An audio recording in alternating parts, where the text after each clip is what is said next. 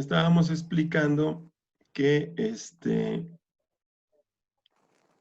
el proceso. Entonces veíamos que se obtiene igual desde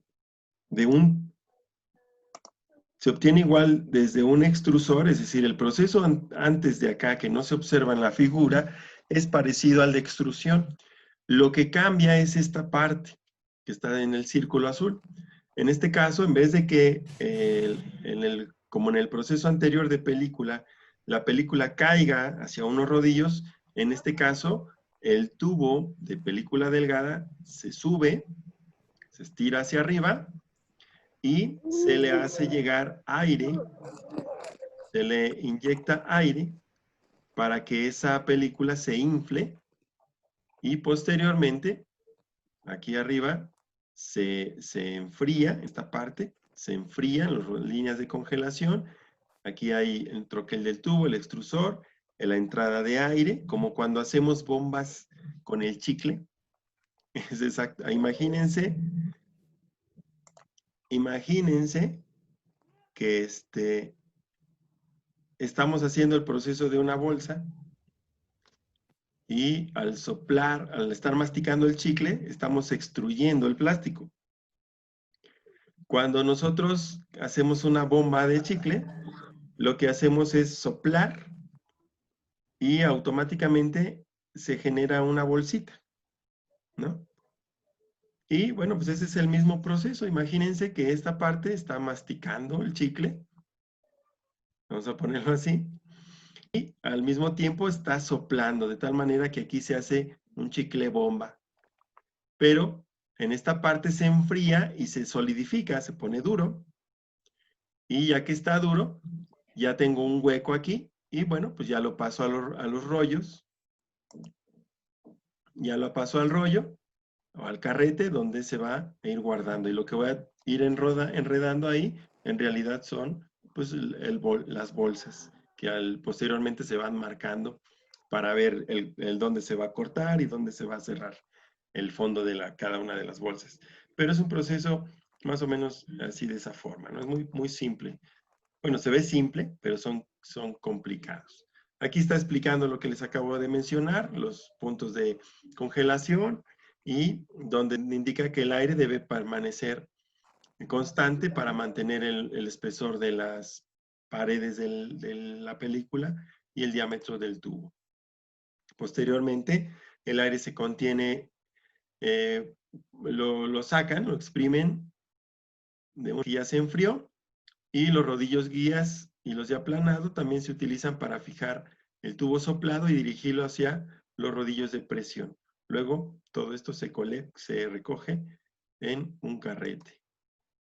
Y está otro que es el proceso de calandrado. Esto es el proceso que se ocupa para producir los rollos de plástico, como los que ocupan para forrar libretas y todo eso.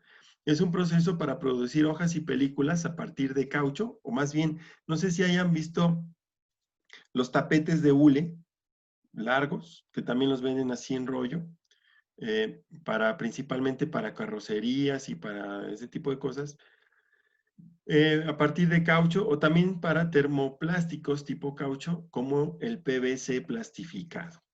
En este proceso, el material inicial pasa por una serie de rodillos, que le llaman molino, donde se calienta y a la vez se derrite, y va pasando a través de otros, hasta que aquí pasa igualmente a un proceso de refrigeración, donde ya se conforma la película y se movina, y aquí se obtienen igual rollos de plásticos o rollos de hule de diferentes espesores. Obviamente los espesores se van dando a través de estos procesos o incluso aquí en estos otros. El equipo es caro, pero la tasa de producción es alta. Es posible alcanzar velocidades que se acercan a 2.5 metros de plástico o de hule por segundo. Se requieren controles cercanos de las temperaturas y presiones y velocidad de los rodillos. Este proceso es notable por el buen acabado de las superficies y por la exactitud alta de las medidas de la película. Los productos de plástico elaborados con este proceso incluyen cubiertas de PVC para pisos, como los pisos vinílicos, cortinas para baño, manteles de vinil, cubiertas para albercas, lanchas y juguetes inflables se obtienen mediante los diferentes pliegos o rollos de plástico que se obtienen del proceso de calandrado. Ahora vemos la producción de fibras y filamentos. La aplicación más importante de las fibras y filamentos se da en los textiles. Una fibra se define como una banda larga y delgada de material cuya longitud es al menos 100 veces mayor que la dimensión de su diámetro. Un filamento es una fibra de longitud continua, como un hilo. Entonces aquí estamos viendo las diferencias entre un hilo y una fibra. El término hilado agrupa los métodos que se emplean para obtener y tejer las fibras naturales en hilos o hebras. Pero en la producción de fibras sintéticas, el término se refiere al proceso de extruir un polímero fundido o una solución a través de una hilera, es decir, un troquel con muchos agujeros pequeños, para hacer los filamentos. Luego se extraen y se enrollan en una bobina.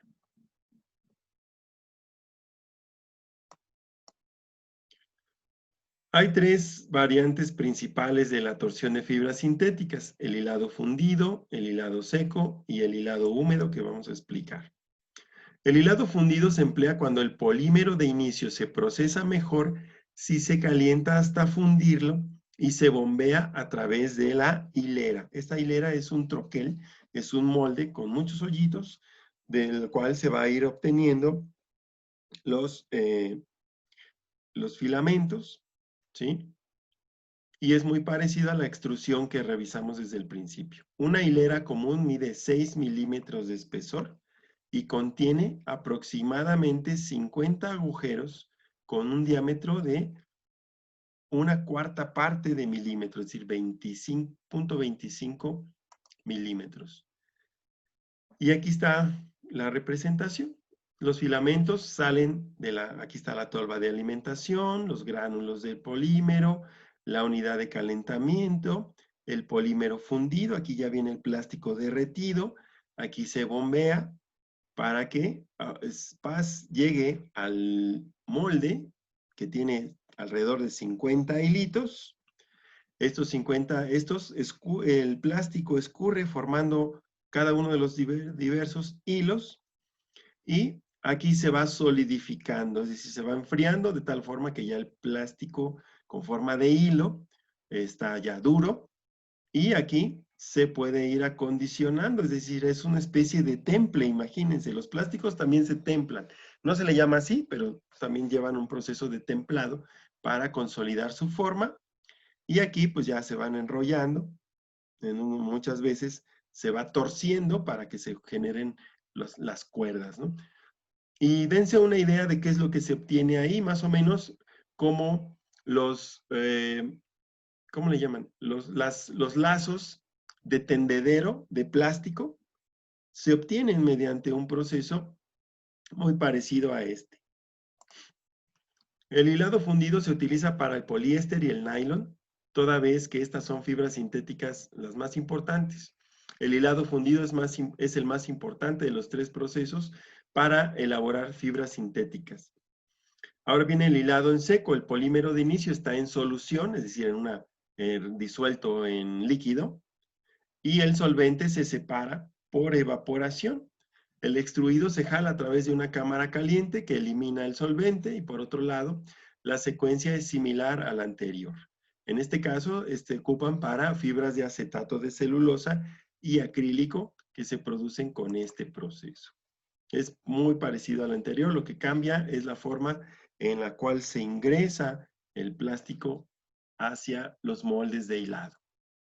En el hilado húmedo, el polímero también está en solución, solo que el solvente no es volátil. Para separar al polímero debe pasarse al extruido a través de un producto químico líquido que coagula o precipita el polímero en bandas coherentes que luego se colocan en bobinas. Este método se emplea para producir rayón, que son fibras de celulosa regeneradas. Los filamentos producidos por cualquiera de los tres procesos, por lo general, están sujetos a un estirado adicional en frío para alinear la estructura cristalina a lo largo de la dirección del eje del filamento. Es lo que les digo, es como un temple. Esto tiene el efecto de incrementar en forma significativa la resistencia a la tensión de las fibras. El siguiente proceso de plásticos es la producción de recubrimientos. El recubrimiento con plástico, o en algunos casos caucho, involucra la aplicación de una capa de polímero, cualquiera que sea, sobre un material que es el sustrato. Y en este se observan tres categorías. Cuando recubrimos alambres y cables, cuando hacemos un recubrimiento plano que involucra recubrir una película plana, o el recubrimiento de contorno que cubre un objeto en sus tres dimensiones. Recubrimiento de cable y alambre, dice, aquí lo explica. Vemos aquí abajo la entrada del alambre. Este es puede ser un arroyo de alambre de cobre, por ejemplo, para los alambres o cables de electricidad. Este forma parte del proceso de la extrusión. Aquí vemos, pues ya viene de los tornillos o tolvas de calentamiento. Aquí viene un filtro que evita que se metan los grumos. Aquí está el polímero fundido, ¿sí? Y este polímero fundido se incorpora en una extrusión al alambre. Y ya cuando sale el alambre, pues ya viene recubierto del plástico y va listo a los rollos de cable o de alambre, según sea el caso, o lo que se haya recubierto de esas características. Por otro lado, el recubrimiento plano se emplea para cubrir telas, papel, tableros y hojas de metal. Estos artículos son productos principales para ciertos plásticos. Lo que más se ocupa en este proceso de recubrimiento plano incluyen el polietileno y el polipropileno. Y también en menor grado el nylon, el PVC y el poliéster. No es otra cosa que un proceso que hemos visto algunas veces que es parecido a cuando nos enmicaban una credencial o un documento. El enmicado es un recubrimiento. Lo que se hace en el enmicado, si lo han visto, es colocar dos películas de plástico, ¿sí? Dos laminitas de plástico, y en medio se coloca la credencial o el papel que quieres enmicar o recubrir, y este se hace pasar por un par de rodillos calientes, pues que hacen que el plástico se funda sobre la superficie del papel y pues ya selle en todos sentidos debido a haberse fundido por el calor. En la mayoría de los casos, el recubrimiento mide entre 0.01 a 0.05 milímetros de espesor. Esto también se ocupa mucho en las artes gráficas. Las libretas, no sé si alguna vez hayan observado algunas libretas de pasta gruesa, que cuando ya con el tiempo se van gastando, vamos observando que se le cae una pequeña, se le va desprendiendo una pequeña capa como si fuera celofán. Bueno, pues ese celofán es un recubrimiento que se le ocupa a las pastas para darle un poquito más de resistencia al agua y tal, ¿no? En la siguiente figura se ilustran las dos técnicas para recubrimientos planos, que es el rodillo y el método del bisturí. En el método del rodillo, dice, se exprime el material de polímero a recubrir contra el sustrato por medio de rodillos opuestos. Entonces, aquí se aplica el rodillo, el polímero, aquí están presionando, y esto que va entrando aquí es el pliego de papel que pudiera ser, y ya cuando sale por el otro lado, pues ya sale recubierto. También puede ser tela, para hacer tela impermeable, ¿sí? Para este tipo de productos. Y en el método del bisturí, en vez de colocar otro rodillo acá, le llaman bisturí a una placa que tiene como función, pues, ir dosificando la alimentación del polímero derretido sobre la tela o el papel o cualquier otra superficie que esté pasando por ahí en el momento en que, pues, haz de cuenta que esta placa lo que hace es como si fuera una espátula embarrando el polímero derretido sobre el papel o el material de base, que incluso pudiera ser sólido, no necesariamente tienen que ser flexible y en rollo, sino que también pueden ser algunos materiales, digamos, duros, ¿no? Bueno. El otro tipo de recubrimientos es el recubrimiento de contorno, que cubre un objeto tridimensional y se lleva a cabo por inmersión, como en esta figura, o por rociado, como cuando pintamos simple y sencillamente un automóvil, o pintamos una bicicleta, o las paredes de una casa. Esos también son recubrimientos. La inmersión consiste en sumergir el objeto en un baño apropiado de polímero o solución fundidos, seguido del enfriamiento o el secado. Y eso aplica para los mangos de herramientas principalmente. El recubrimiento de contorno que cubre un objeto tridimensional se lleva a cabo por rociado. En este caso, el rociado es la pintura. Es un método alternativo para aplicar un recubrimiento de polímero a un objeto sólido. Entonces, estamos viendo cómo los polímeros de diferentes formulaciones pueden ser aplicados como recubrimientos. El siguiente aspecto es el moldeo por inyección, en el cual, pues vamos a observar,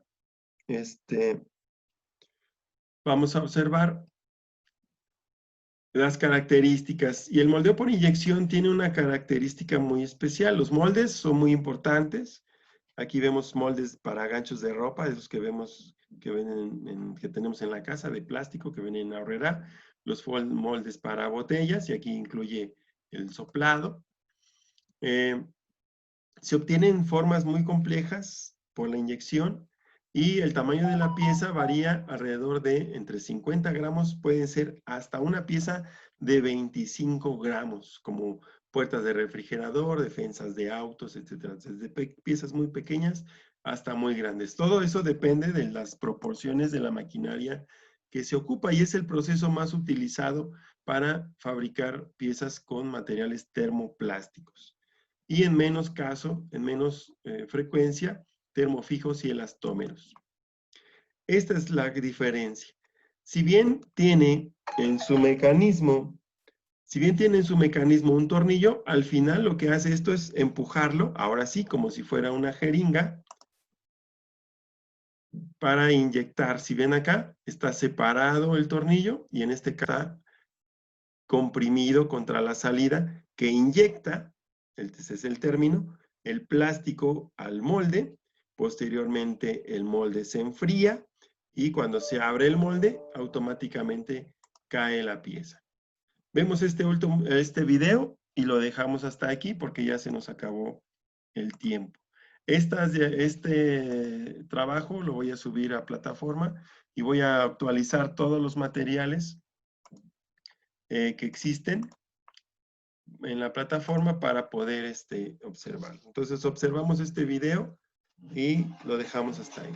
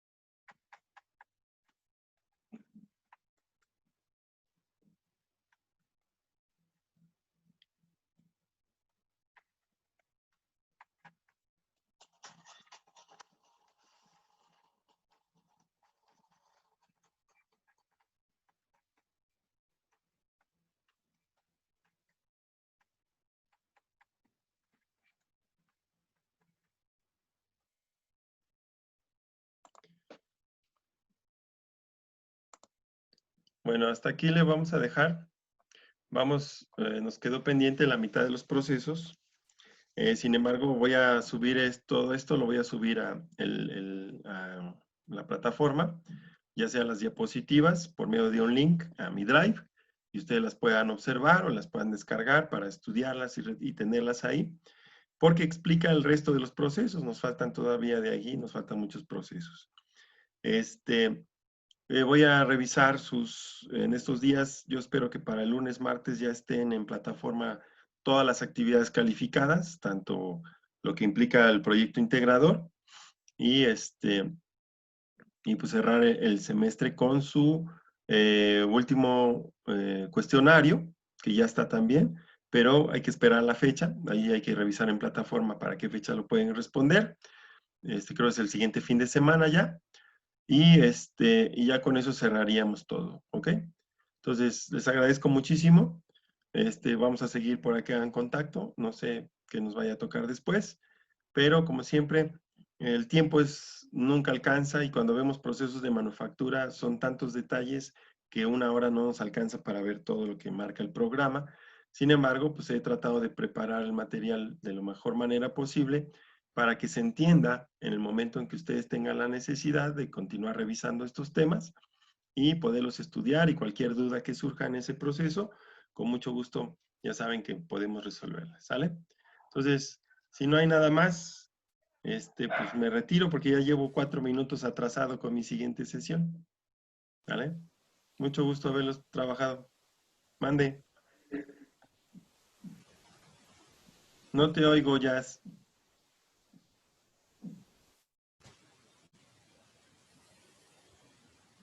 Me comentaba mi compañero Carlos que no iba a poder asistir hoy a clase porque no pudo cambiar su turno de trabajo, Ok. ¿vale? Sí, no hay. Y Ajá. me gustaría checar también, bueno, he estado en mi trabajo investigando cómo se planea la producción. No sé si más tarde o, bueno, durante la semana pudiéramos checarlo para que usted también me dé su punto de opinión Ok. sobre ese punto. Mira, ¿Sí? aquí lo comentábamos al inicio del curso, que Ujú. el nombre de la materia es inadecuado, porque el programa de estudios no habla acerca de cómo administrar la producción, ¿sí? Y que lo poco que alcanzamos a revisar en el curso anterior, que era planeación estratégica o planeación o algo así de la producción, Sí, estratégica.